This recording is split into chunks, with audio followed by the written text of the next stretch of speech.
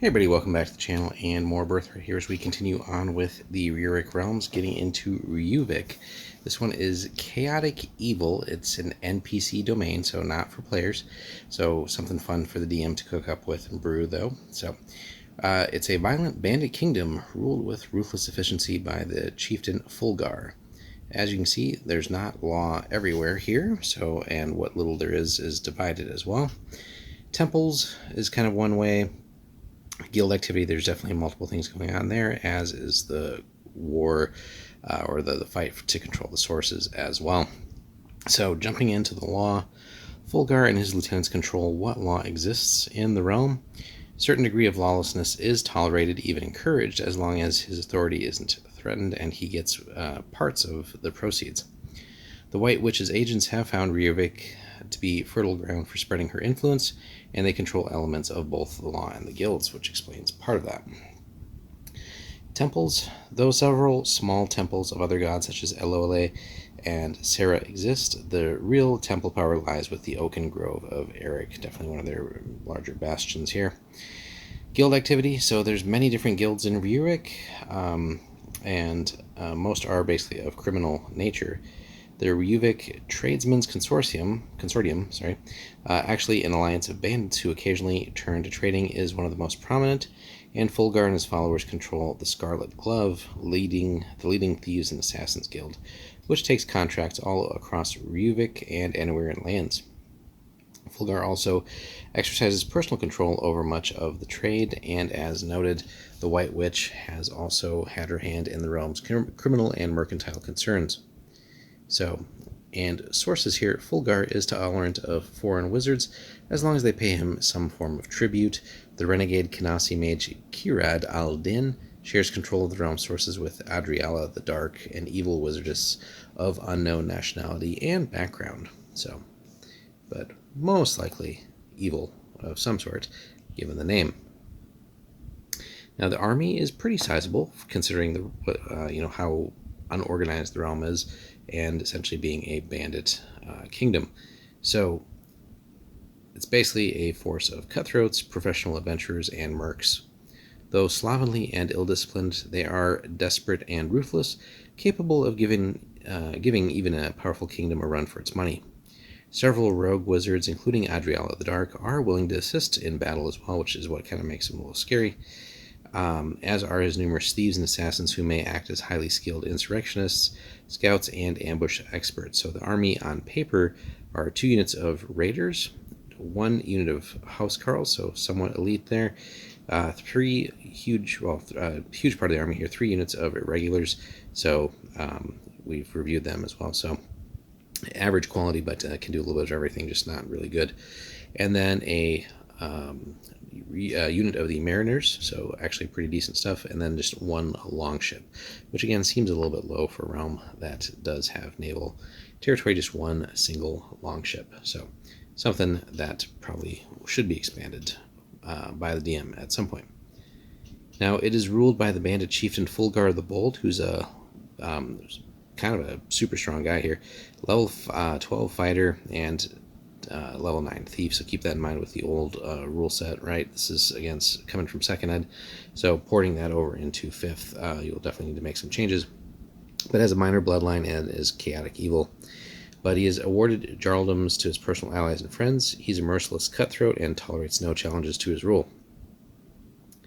His ruthless band of cutthroats includes his primary lieutenants, Thurak, an Annuiran fighter of enormous strength but limited intelligence, Dagmar, priestess of Elole, level 9 priestess with a bloodline as well, so fairly high-level priestess, and Gunnar the Knife, his chief assassin and enforcer, but unfortunately no stats for him, but feel free as the DM to come up with something suitably nasty. Other important NPCs, you have Kirad al-Din and Adriala the Dark, both expatriate wizards who seek power in this part of the world. They aid Fulgar as long as it suits them, and each plans to one day supplant him. Should one of the 2 wizards rise to power, however, the other will make his or her opposition known. Elsewhere in the realm, yet Jarl Najral, level 6 fighter, neutral good, tainted bloodline there of only 8, of Siark has grown disaffected with Fulgar and his thieving ways and might back an overthrow to the realm's corrupt regent, but definitely can't do it alone. So, on to the description here. So, once a landless reaver exiled from his clan despite the strength of his blood, Fulgar roamed the land, preying on merchants and travelers and wandering the oceans, leading a small fleet of sea reavers in raids on mercantile shipping and coastal villages in Rjuvik and Anawirian kingdoms. 2 decades ago, however, he wrested control of the coastal jarldom of Yavar from its former ruler, the weak-willed regent Norvlad, and used it as a base for further expansion. The marshy central regions of Rjuvik lands were underpopulated and unwanted by neighboring jarls. These quickly fell under his influence as well, and when the walled city of Viborg fell to his treachery over 10 years ago, his control over the region was complete. Today, Rjuvik is a hazardous and lawless place where traditional Rjuvik nomadic life has almost completely died out, except in the extreme northern regions.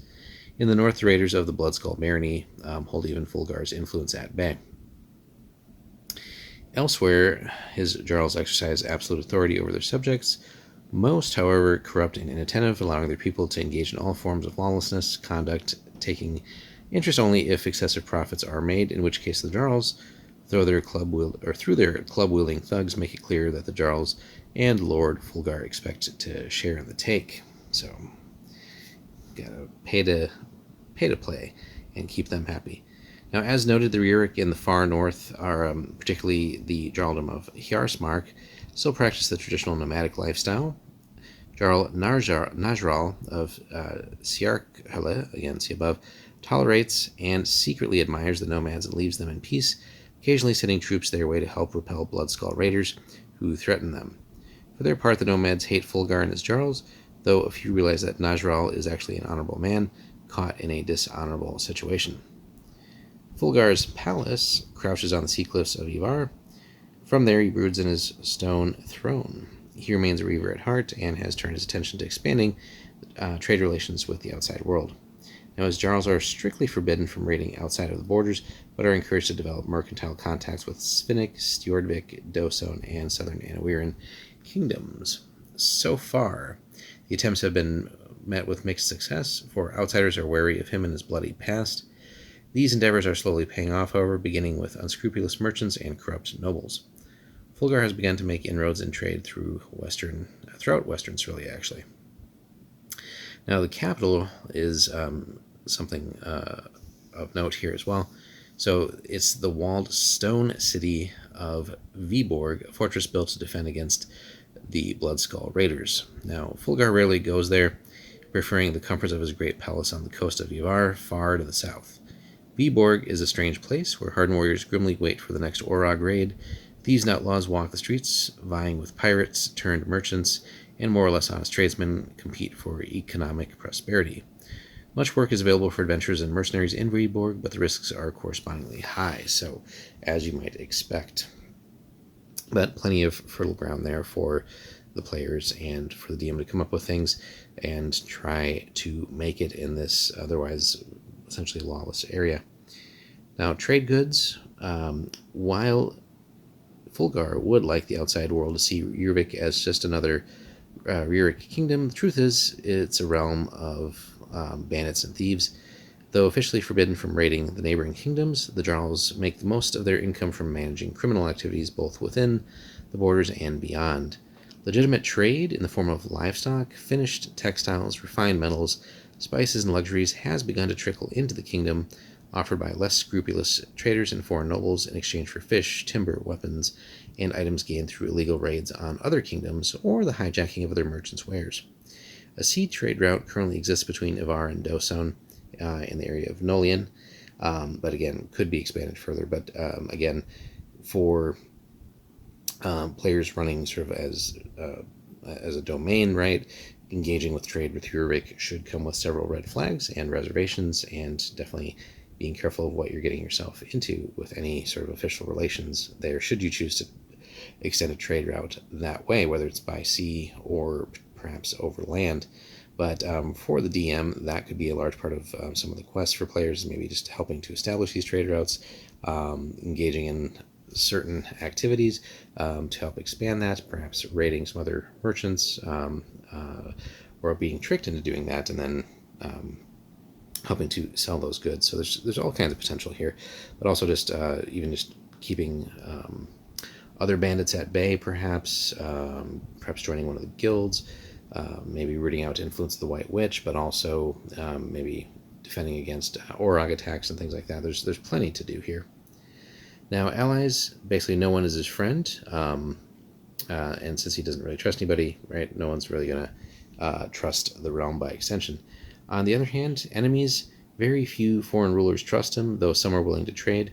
On the other hand, there's really no true enemies, since the Jarls are forbidden from raiding and invasion.